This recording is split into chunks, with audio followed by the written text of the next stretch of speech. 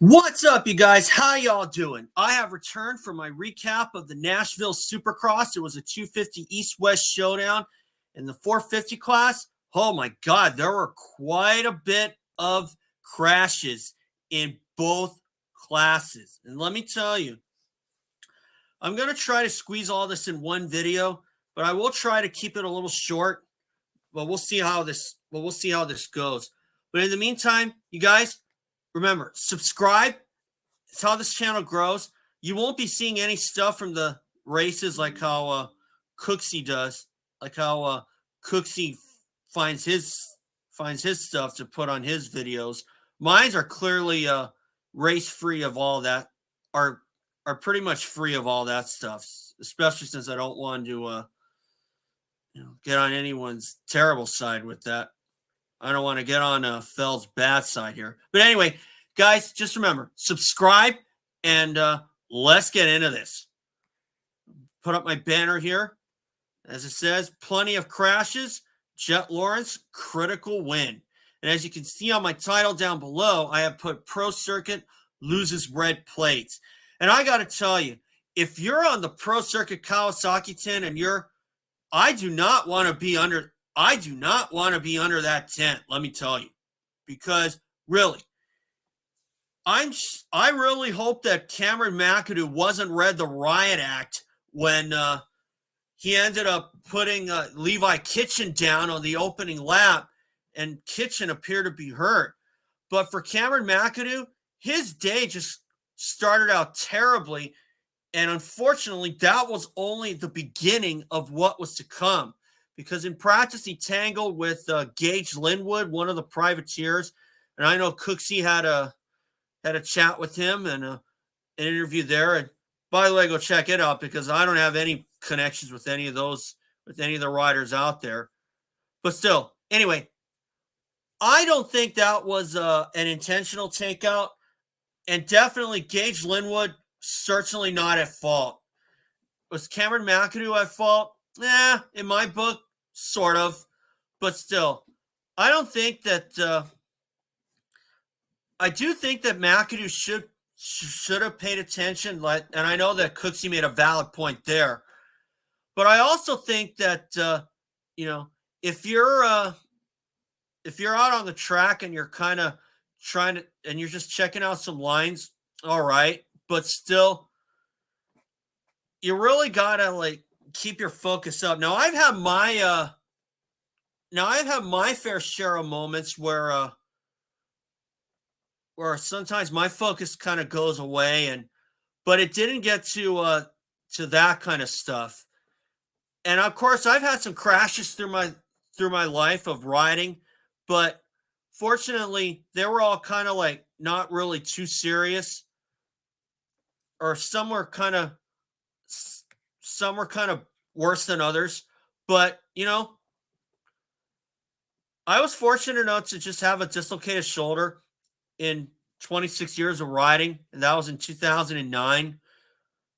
But as far as McAdoo's concerned, part of me feels that was an incident that could have been prevented if McAdoo were paying attention to what he was doing. Now, obviously, this kind of reminded me of the Colorado State game for the UH football team, and it looked like that their quarterback, Matt Shipley, had no idea what he was doing, but then he ended up sprinting onto the field quickly. He got the field goal off, and UH ended up winning on senior night in dramatic fashion when it was tied at 24. But anyway, as far as this race is concerned, like I said earlier, I do not want to be a Pro Circuit employee or be under the Pro Circuit tent right now, because I'm pretty sure that Cameron McAdoo got the riot act read to him, even though I certainly hope he didn't. Because if you're going to lose a points lead, that's the most dim-witted way to do that. And for Pro Circuit, you can't fault the guys for not trying, because they've had their fair share of bad luck. I mean, Austin Fortner won the opening round and then crashed himself out of Supercross, and I hope that he comes back too.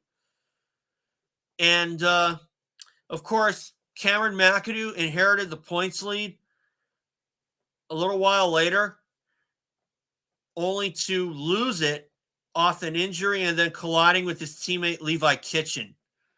And Levi Kitchen, oh man, I thought for sure that he was going to pull out as well, but he kept going on and finished 14th. And that's the kind of rides where you can really save your bacon and win the title. As Ricky Carmichael always said, championships are won on your bad days. Well, as I once said, if you win a championship, that's because you didn't quit. Now, for Cameron McAdoo, I'm not saying that he quit because he has an injury. I'm definitely not throwing him under the bus, but still, if you have a problem with your body or your bike, then you do get the benefit of the doubt. And of course, as Chad Watts said, Ricky Carmichael's old mechanic, it's a machine that has a mind of its own. But then again, if it's a problem with the body, you do deserve benefit of the doubt. And Cameron McAdoo deserves benefit of the doubt here. But you never know what can happen. I mean, Donnie Hansen ended up winning the motocross title in 1982, and he was down 12 points. And Rick Johnson crashed out at the final round at Denver when he broke the wheel. And who could forget in 2007 when Ryan Villapoto was leading the series by 20 points, he butts his radiator, and Ben Townley wins the moto, and Villapoto's out.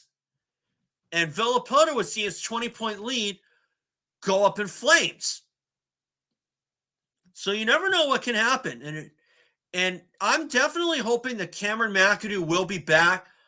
But quite frankly, I'm not holding my breath on that if his shoulder is as bad as they say it is.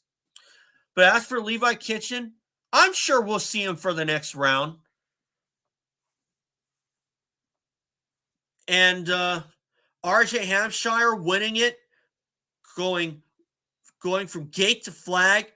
And RJ Hampshire is making me look like a genius because, as I said at the beginning of the season, RJ Hampshire was my pick for the championship. And when he got out front and checked out, that told me a lot that he is back to his old self. And he wants to win this title. And of course, if you do win a 250 title, you get a year to defend it, and then you're out. But quite frankly, I still think that the 250 class point out rule has to be tweaked, and they need to start going by points. Because how I would run it is just score over 100 or 150 points in 3 seasons, period. It doesn't have to be consecutive. So good on RJ Hampshire, and I hope that he makes me look like a genius because really, I had RJ picked for the West title, and if I'm him right now, I'm going for an East title and just complete my mantle. Is he going to win the outdoor title? I don't know. I wouldn't put my money on Hampshire, but I would definitely put my money on Hampshire to get some moto wins or at least some overall wins. But still, I do think that the 250 point out rule still has to be tweaked with what I talked about earlier. So anyway, now to the 450s, Jett Lawrence critical win. And that was a win that really told me a lot. And like Jason Thomas said on the broadcast last week, Jett Lawrence's fate was sealed off the start. And Jett Lawrence looked like he worked on 110,000 starts during the week, because that was probably the best start I've seen from him in quite a while. Okay? Now, for Jett Lawrence to win, this is proving why I feel that if he wins the 450 title, he'll have earned a lot more merit than Ryan Dungey did when he won the 450 Supercross title in 2010. Because when Dungey won the title, all the competition was on the sidelines. And the only two who came back were Andrew Short and Chad Reed. And even then, Chad Reed wasn't even riding up to what he felt was his potential. And Andrew Short was kind of mired down by all kinds of weird stuff. You know what I mean? So for Cooper Webb to finish in third, I would imagine that third is not what Cooper Webb wanted. But when you consider that he did only drop 5 points or so to Jett Lawrence, he's still in the thick of things. But for Chase Sexton and he was third in the series, now he's down to fourth. I have to admit, though, I did not watch Nashville live because I was over at UH softball, and UH ended up sweeping Bakersfield, and you can see my recap there. But anyway, when I saw that crash from Chase Sexton on social media, I thought that Chase Sexton had gone over his head and tried to run down the guys again.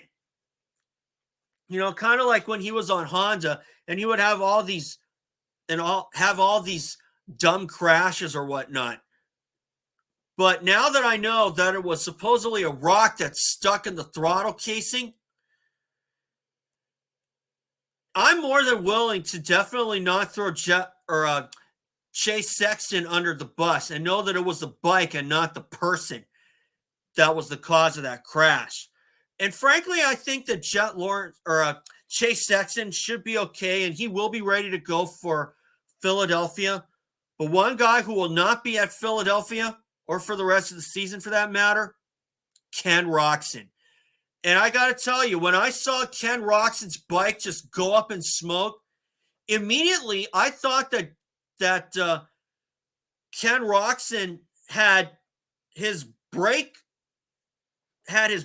seize on him, or the bike just grenaded and the rear wheel locked up. And we've seen the same thing happen to James Stewart at Southwick in 2006.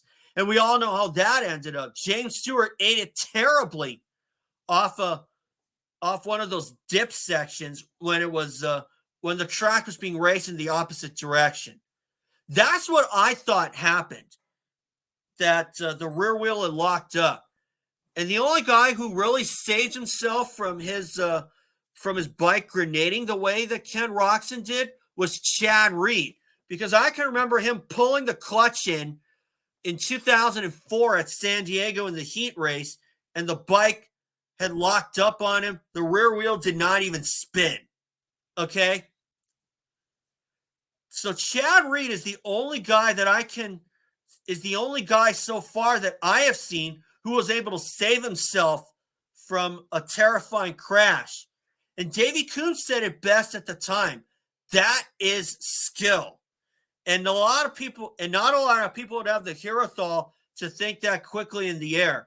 But then again, that was dealing with 2 strokes. And of course, with 4 strokes, you kind of never know. Unfortunately, I have not had that happen to me where my bike just blows up. But then again, another alternative that I immediately thought of was what happened to Brock Sellers at Detroit 2003 in the 125 main, when his bike just completely blew up. Okay? And Mike Brown crashed into the back of his leg, causing them both to crash. And Sellers had no idea what went wrong until he had said that he popped into neutral, went poof. Okay? I thought it was one of those 2 alternatives. But the first one was because I thought that Ken Roczen's rear wheel had grenaded and it locked up. But it turns out all the oil in the shock went out. And I'm thinking to myself, how does that happen? And what are the chances of that happening anyway? And I guess, maybe 1 out of 100 times it will happen. And unfortunately for Ken Roczen, that was that one time. And unfortunately, Roczen does have some injuries that will not require surgery, fortunately. But we will not see Ken Roczen again probably until Anaheim 1, 2025. So, quite frankly, I think that Chase Sexton's title hopes are pretty much up in flames right now. But a guy whose title hopes are just about up in flames already is Eli Tomac. And I got to say that when Jett Lawrence ran down Eli Tomac and passed him, I think that just about summed it up, that Eli Tomac is pretty much going to ride out the rest of the season. But I could be wrong, because at this point in the season, you got to think that with Eli Tomac being down by like 20 or 30 points, his title hopes are pretty much done. Okay?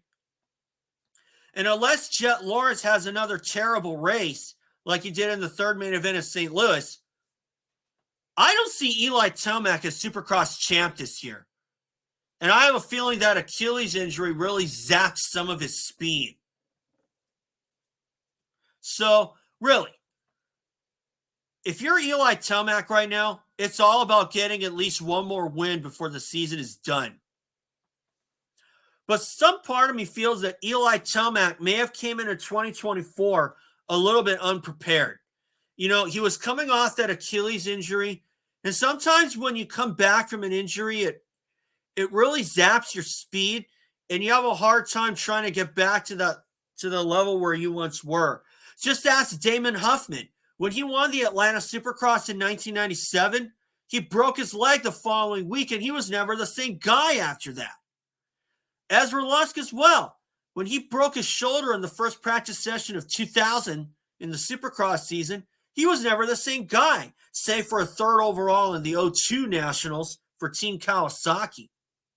And so, you know, injuries are part of the sport, and they can really throw a big monkey wrench into your road to stardom. Just ask those guys that I mentioned, Ezra Lusk and Damon Huffman. And I think Eli Tomac could be adding himself to the fold if he doesn't get back to where he once was. And so we head to Philly next. I'm thinking, yeah, it is an East Coast event only. And Tom Vialle is your new points leader. And quite frankly, for Tom Vialle to win the 250 East Supercross title, that'll definitely be a feel-good story, even though Hayden Deegan is my pick to win this championship in the East Coast Series. And if Tom Vialle wins it, I think he'll have proven just about everybody wrong. You know what I mean? Because I think some of the flack that Tom Vialle has been getting is that he hasn't won on a track with whoops. And quite frankly, I think Tom Vialle is slowly but surely proving everybody wrong, if his riding is any indication. So we'll find out when we head to Philly. So all for today. And remember, thanks, guys. Subscribe, and I'll see you all for Philadelphia. And I will be able to see that live because UH softball is on the road at Long Beach State. So thanks, guys. Remember, subscribe, and we'll see you all for Philly.